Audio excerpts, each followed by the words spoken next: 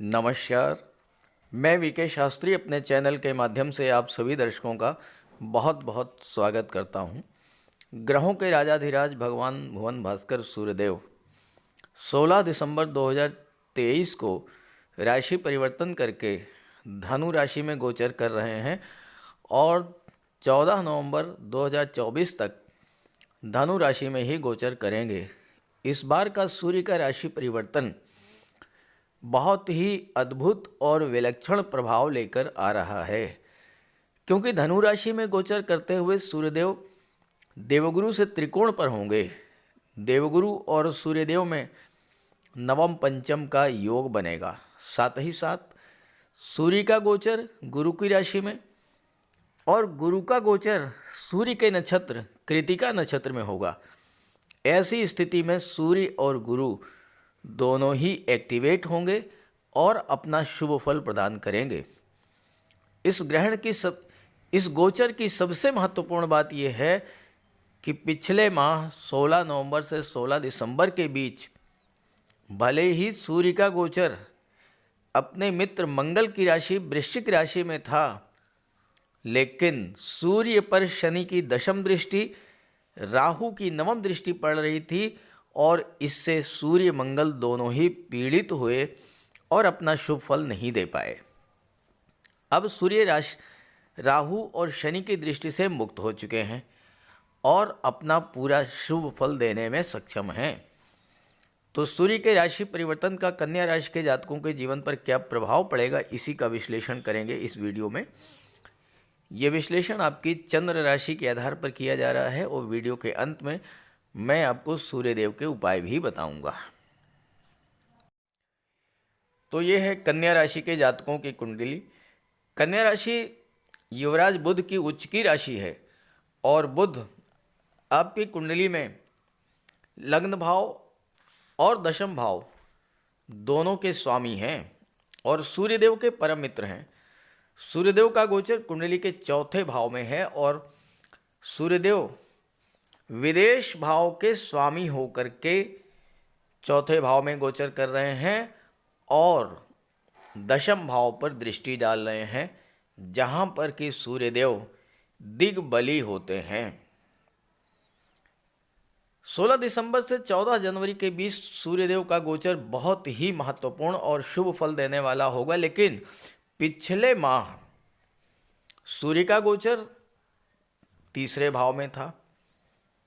सूर्य और मंगल दोनों ही पराक्रम भाव में गोचर कर रहे थे और पराक्रम भाव में सूर्य मंगल दोनों बहुत अच्छा फल प्रदान करते हैं, क्योंकि दोनों की दृष्टि भाग्य के भाव पर पड़ रही थी। लेकिन हुआ क्या कि सूर्य और मंगल पर राहु की नवम दृष्टि पड़ी और शनिदेव की दशम दृष्टि पड़ी।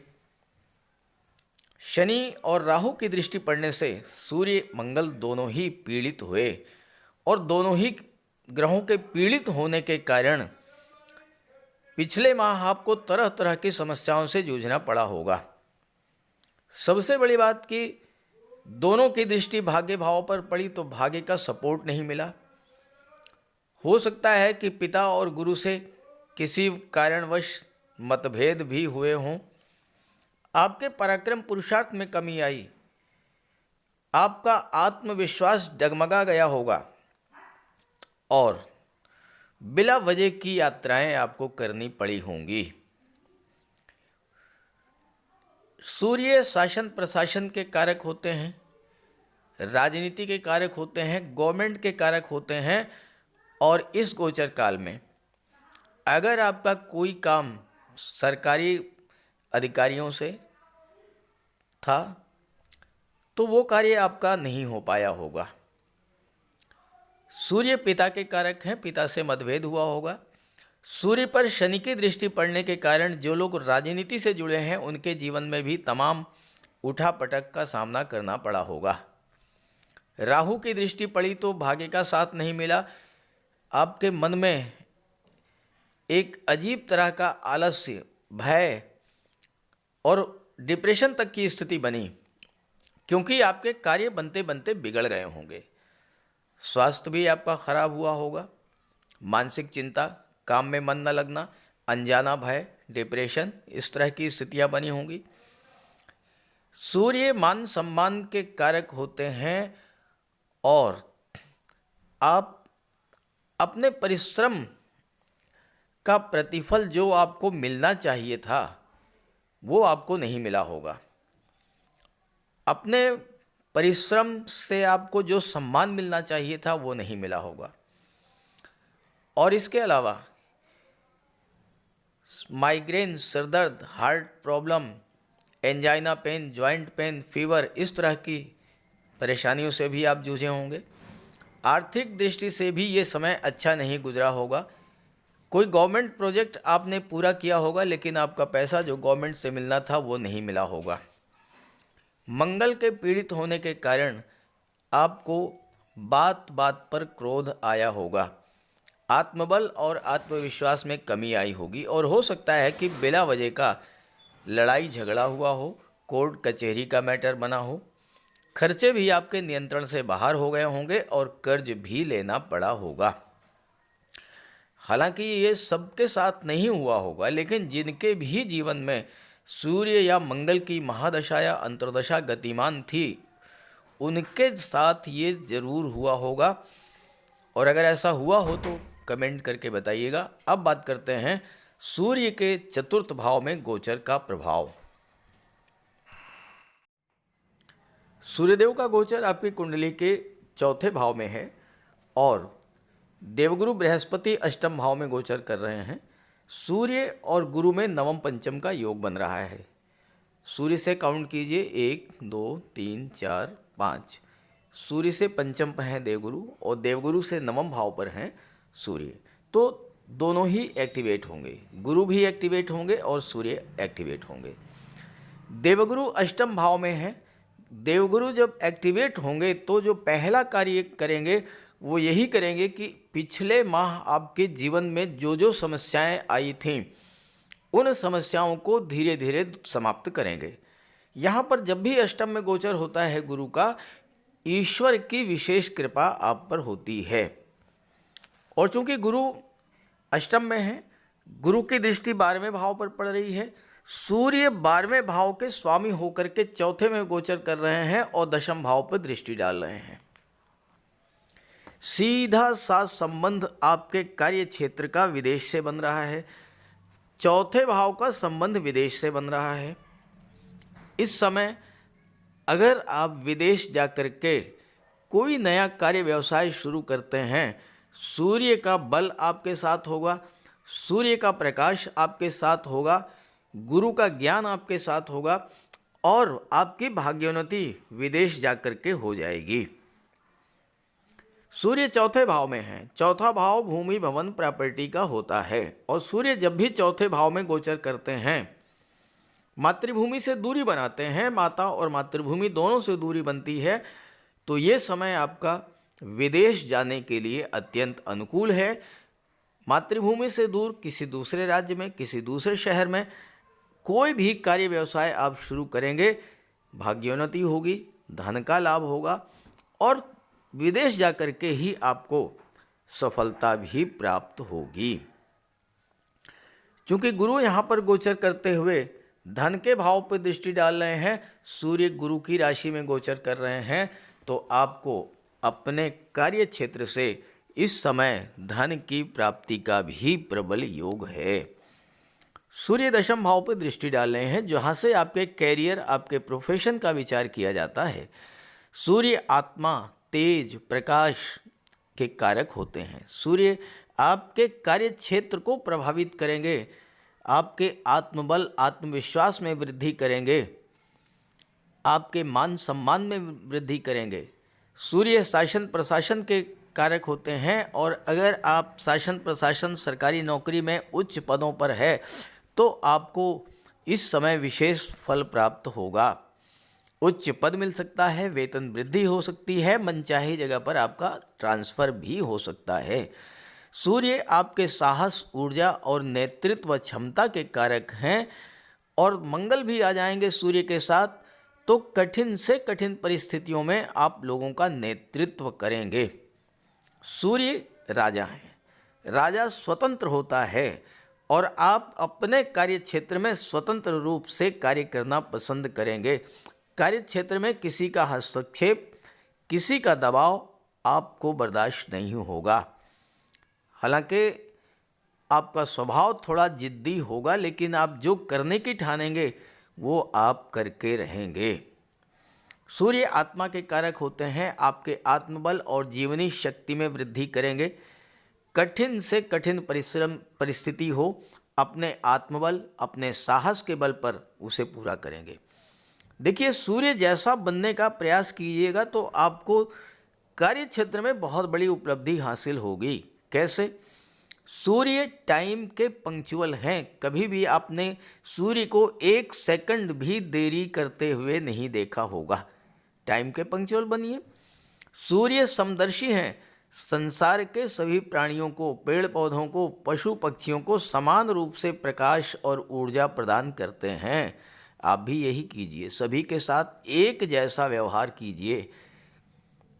सूर्य पिता के कारक होते हैं, पिता के सम्मान कीजिए। सूर्य पावर अथॉरिटी के कारक होते हैं, आपके अधिकार और प्रभुत्व में वृद्धि करेंगे, आपके स्वाभिमान में वृद्धि करेंगे। हालांकि आपके अंदर क्रोध, अहंकार और ईगो भी डेवलप होगा, इससे आपको बचना है। सूर्य में असीम ऊर्जा होती है। आप स्वयं भी एनर्जेटिक फील करेंगे। जो व्यक्ति आपके संपर्क में आएगा उसे भी आप ऊर्जान्वित करेंगे, और इन्हीं गुणों के कारण आप शासन, प्रशासन, राजनीति, न्यायिक सेवा और विदेश सेवा के क्षेत्रों में बहुत अच्छी सफलता अर्जित करेंगे। सूर्य को ब्रह्मांड में सर्वोच्च स्थान प्राप्त है, और इस समय सूर्य बहुत मजबूत स्थिति में आपकी कुंडली में है, तो आप एक के बाद एक सफलता की सीढ़ियां चढ़ते हुए चले जाएंगे और बुलंदियों पर पहुंचेंगे। आपके भाई बहन और मित्र भी भाग्यशाली होंगे और पद प्रतिष्ठा वाले होंगे। आपके बच्चे दूर देशों में उच्च शिक्षा प्राप्त करेंगे। सरकार और सत्ता में बैठे हुए व्यक्तियों से आपके रिश्ते मधुर होंगे। स्वभाव से आप धार्मिक और ईमानदार होंगे, हालांकि थोड़ा बहुत नेत्र कष्ट हो सकता है, लेकिन पिता का सम्मान करेंगे, सूर्यदेव का उपाय करेंगे तो किसी तरह की कोई समस्या आपके जीवन में नहीं आएगी। तो बात करते हैं सूर्यदेव के उपायों की। सूर्यदेव की आराधना करें। खास करके छात्रों को या जो कॉम्पिटिटिव एग्ज़ाम्स की तैयारी कर रहे हैं, उन्हें तो सूर्य के उपाय अवश्य करने चाहिए। सूर्य आत्मा के कारक हैं।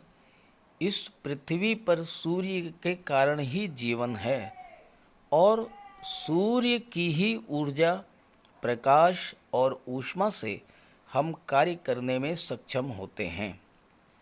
सूर्यदेव की आराधना करेंगे, आत्मा को बल मिलेगा, आत्मविश्वास में वृद्धि होगी, कार्य करने की ऊर्जा प्राप्त होगी, जीवन में रोशनी आएगी, भाग्य चमक जाएगा, और फिर आप सफलता की सीढ़ियां चढ़ते चले जाएंगे। तो प्रातःकाल स्नान करते समय जल में लाल पुष्प या केसर डाल करके स्नान कीजिए।